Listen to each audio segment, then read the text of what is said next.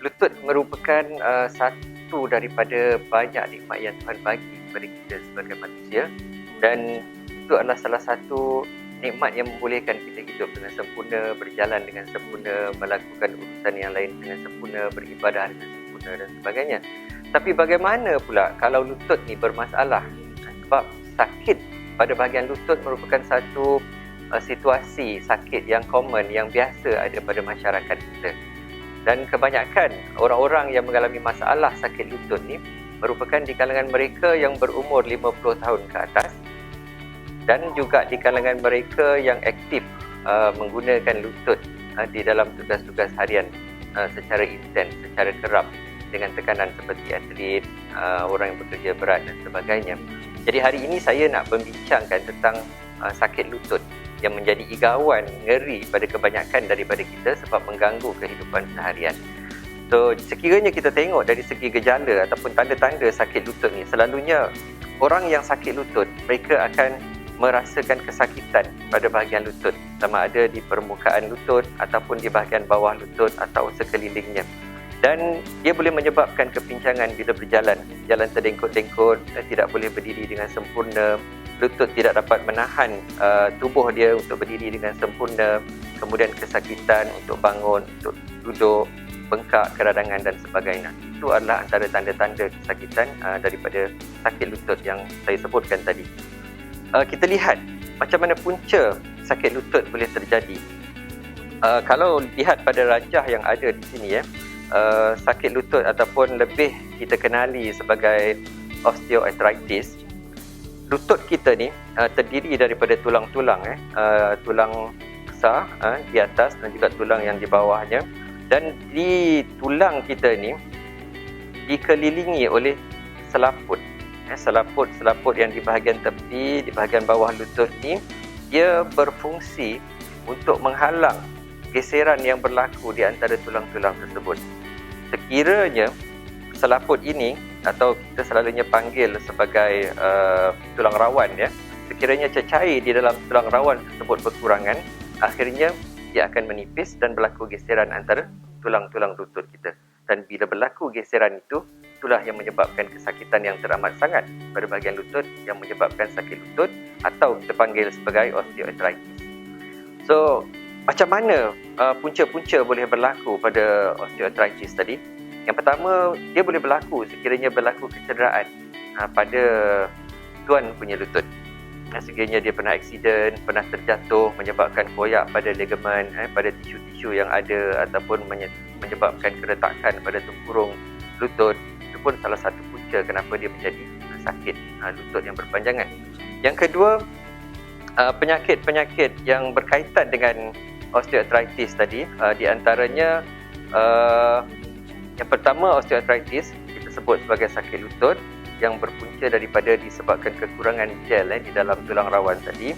Yang keduanya, dia boleh disebabkan rheumatic arthritis.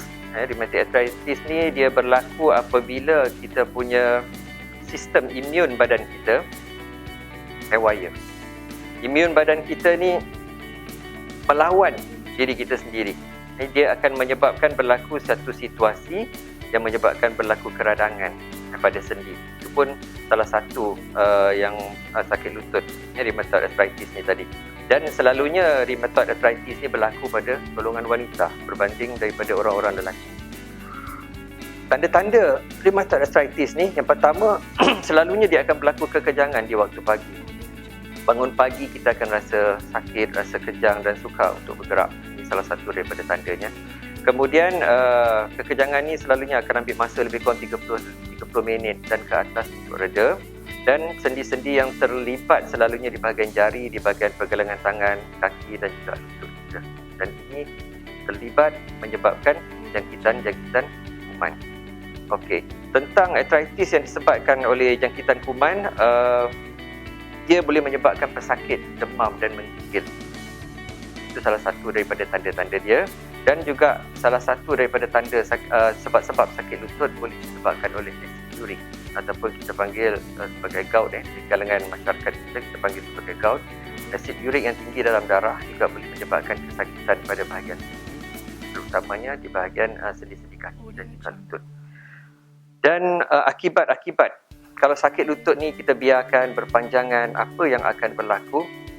Selalunya dia boleh menyebabkan kesakitan yang lebih lama, yang lebih berpanjangan, dan boleh juga menyebabkan kerosakan kepada sendi ataupun akhirnya menyebabkan kecacatan kepada tuan punya badan.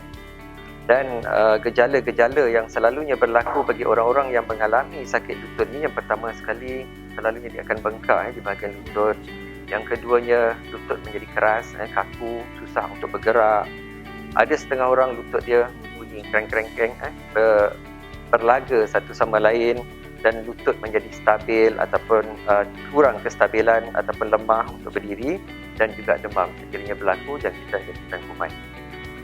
Jadi bila perkara-perkara tadi dah berlaku, ada banyak faktor yang boleh menyebabkan berlaku sakit lutut ni.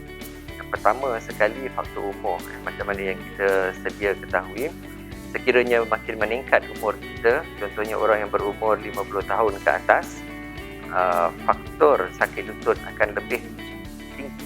Ini kerana kandungan cecair di dalam tulang rawan akan berkurangan. Jadi bila cecair berkurangan, geseran akan mudah berlaku dan menyebabkan sakit lutut.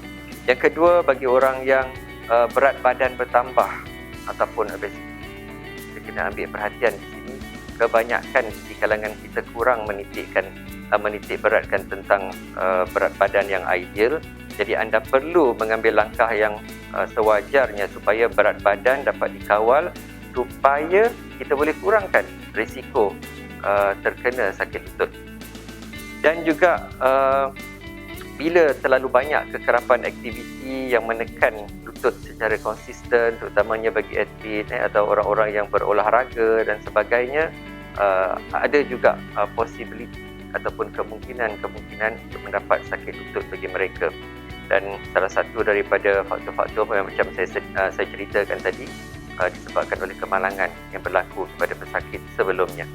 Dan selalunya kalau kita pergi ke hospital berjumpa dengan doktor, apa yang doktor akan lakukan, biasanya kita akan buat penelitian di bahagian lutut, bahagian mana yang sakit, dan penelitian lanjut selalunya akan dibuat melalui X-ray ataupun kita gunakan CT scan ataupun MRI untuk kita pastikan lokasi di bahagian mana yang terjejas. Kemudian sekiranya berlaku jangkitan infeksi, ketika itu kita mungkin akan mengambil darah untuk melihat punca-puncanya sama ada mempunyai asid urik yang tinggi dan sebagainya. Jadi rawatan untuk sakit di bahagian lutut ni, saudara, beberapa kaedah kita boleh buat yang anda sendiri boleh lakukan selain daripada rawatan di hospital. Jadi kalau rawatan yang boleh anda lakukan sendiri selalunya lebih berbentuk terapi fizik yang boleh anda lakukan di rumah. Kurangkan tekanan pada lutut anda, kurangkan pergerakan yang boleh menyebabkan kesakitan pada lutut, dan anda boleh makan makanan yang menimbulkan ataupun mencetuskan penghasilan gel-gel yang baru pada tulang rawan kita untuk mengurangkan kesakitan, dan juga banyakkan berehat. Selain daripada itu, jika rawatan dilakukan di hospital, biasanya doktor akan beri ubat penahan sakit bagi mereka yang mengalami kesakitan yang teruk, dan kemudian sekiranya keadaan lebih memerlukan suntikan kortikosteroid mungkin akan dilakukan kepada pesakit tertentu, termasuk kita akan lakukan terapi fisioterapi, terapi fizik untuk membolehkan pemulihan dengan lebih cepat, dan juga ke masalah berlarutan dan hasilnya sangat teruk, berkemungkinan besar pembedahan terpaksa dilakukan. Selalunya pembedahan bagi sakit lutut ni, doktor akan buat total joint replacement, menggantikan bahagian yang rosak dengan replacement supaya lutut tu boleh berfungsi semula. Kita gunakan copper dan sebagainya lah. Jadi bagi anda yang mempunyai masalah berkaitan dengan sakit lutut, anda perlu mengambil langkah prihatin, terutamanya daripada sudut pencegahan. Kita perlu mengamalkan gaya hidup yang sihat, menjaga berat badan kita, mengamalkan makanan yang sihat supaya tidak mencetuskan asid urik yang boleh menjadi salah satu punca gout dan kemudian ia boleh menjadi keradangan dan kesakitan kepada kita punya sendi dan sebagainya, dan juga menjaga kesihatan tubuh anda secara fizikal dengan lebih baik. Jadi itu perkongsian saya pada hari ini.